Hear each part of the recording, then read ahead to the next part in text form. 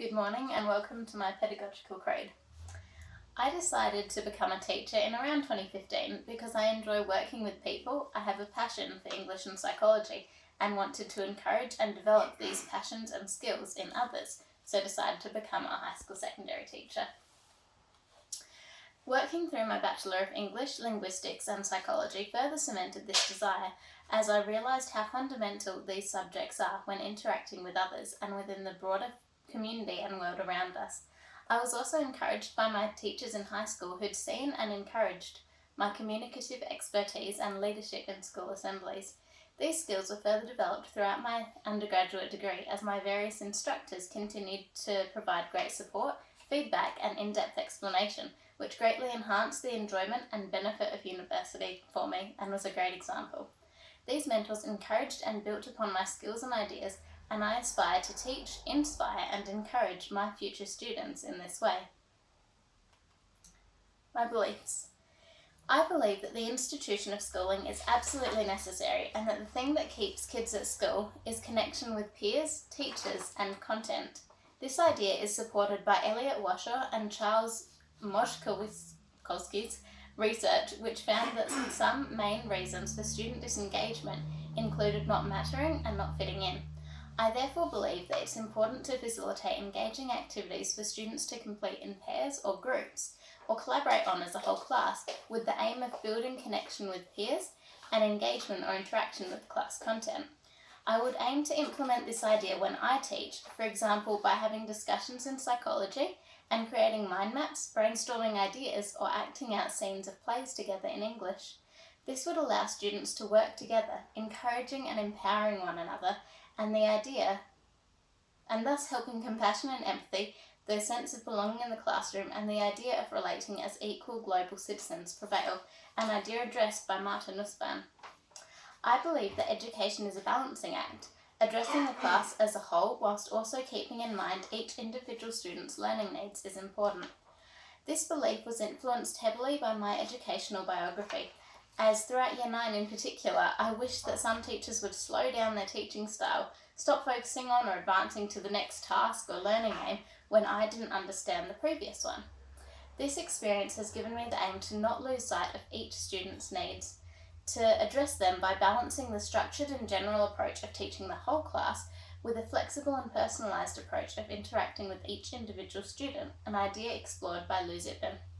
I will try to keep in mind the fact that not every student will fully understand the first time the content and concepts that I refer to and explain. This will impact my teaching practice, as when teaching scientific concepts, for example, if a student doesn't understand, I'll briefly explain it another way, then move on and visit them after. I believe that even if it's just a few minutes, sitting with them and helping them to understand a concept or task in class will allow me to build a relationship with them, letting them know that they're not alone, and each lesson they'll have 2 to 5 minutes to ask for clarification or feedback without the rest of the class necessarily listening in. I believe that by doing this, I will make a small difference in my students' lives, by showing them that they matter, that I'm not there to judge them, but to teach, guide and help them, both throughout their schooling and into their adult lives. Despite my differing perspectives on my two disciplines, seeing psychology as objective facts and theories to assist people, and English as analysis and construction of literary and communicative meaning, I believe that these two subjects work well together. Although the knowledge of and the way that these subjects are constructed varies greatly, meaning that the way I communicate and assess these will need to differ, I aim to help my students see the value of all subjects, seeing the benefit of scientific and mathematical endeavours, along with that of humanities and arts. Addressing this idea of subjects fitting together to enhance human development, an idea explored in Martin Nussbaum's Education for Profit, Education for Freedom article, will also introduce students to the concept of cross-curricular activities and lessons. I believe it's important to introduce a participatory democracy setting or ideas, as explored by Michael Glassman and Ricky Padden, into my classroom in order to further communicate to my students that they have a voice, a say in what goes on in their lives and the world around them. I would implement these values through asking the students' input regarding the class novels they'd prefer to read in English, or some formative tasks they'd like to do.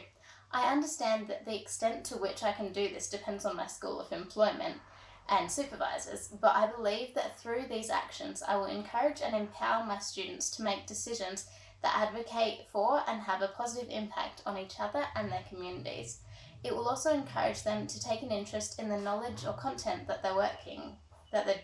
doing, and help achieve Biesta's 3 domains of knowledge: qualification of learning the content, socialisation of experiencing the classroom activities, and subjectification of applying both of these to help impact the type of person that they want to become.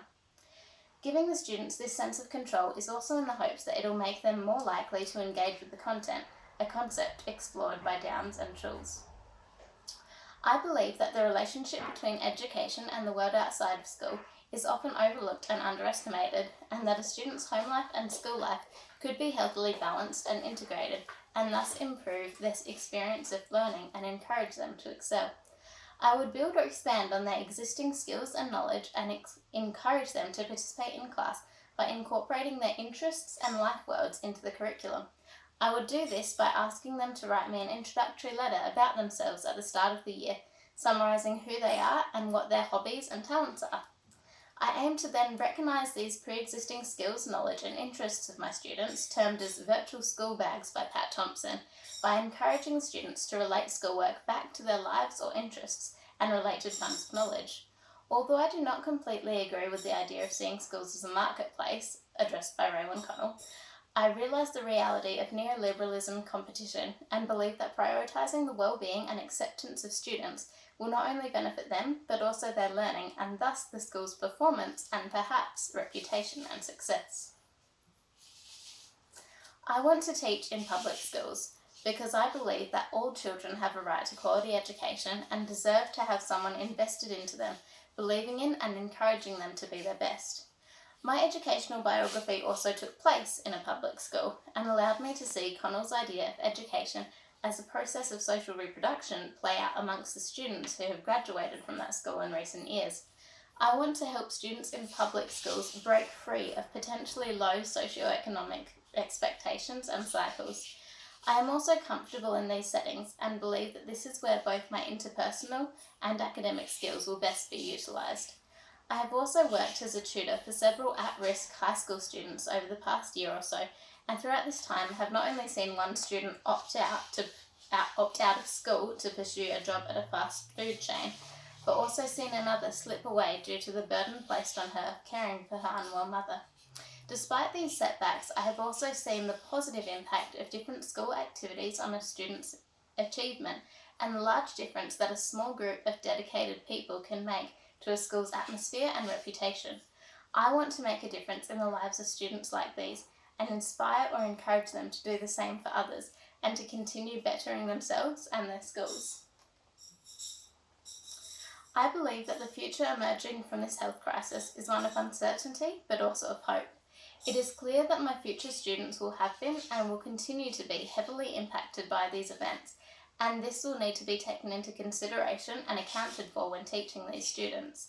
I feel as though it will cause lasting challenges for both schools in general and also for individual students, particularly after so many schools have been required to accommodate for online learning, and I feel that many students will be desiring to continue with the range of tailored studying options that they would have experienced. It seems as though there are many potential roles for me to play in this evolving and endlessly dynamic world, ranging from an ethnographic observer to a psychological assistant to a creative writing entertainer. But the one that stands out to me and beckons me forward is that of education, teaching the next generation. I believe that my skills and abilities will assist me in walking and working alongside staff and students as they adapt to the changes to come. Seeing as studying psychology has made me more aware and open to understanding emotional distress and responses, I believe that through working on developing these capabilities and understandings, I will be able to support them and work to help them develop the skills they need to thrive. It's an image that brings me great joy, and I believe that enacting it will continue to do this for both myself and others. My Pedagogical Creed focuses on and addresses a Western practice of teaching, simply because this is the style I have experienced directly as a student, and I've only ever envisioned myself teaching in Western, ideally Australian schools. My desire to teach in Australia stems from the importance I have placed in Australian values, such as mateship and the culture of connection. Having grown up surrounded by supportive communities has caused me to realise the importance of participation in groups, and thus given me the desire to teach international students about these in order to help them smoothly integrate and be accepted into Australian society and culture. In conclusion, my focus as a teacher will, at this stage, be education for freedom and for equality. Neoliberalism has and will continue to greatly affect my practice, and I understand that my beliefs and aims are subject to change in the months and years ahead, but I hope to keep my focus on the students. I aim to inspire those I teach to continue developing their skills and knowledge and growing themselves into respectful adults who care and collaborate to address issues they may face, and I aim to help give them the confidence to take part in making decisions both about their lives and the lives of the community and world around them. Thank you very much for listening, and these are my references.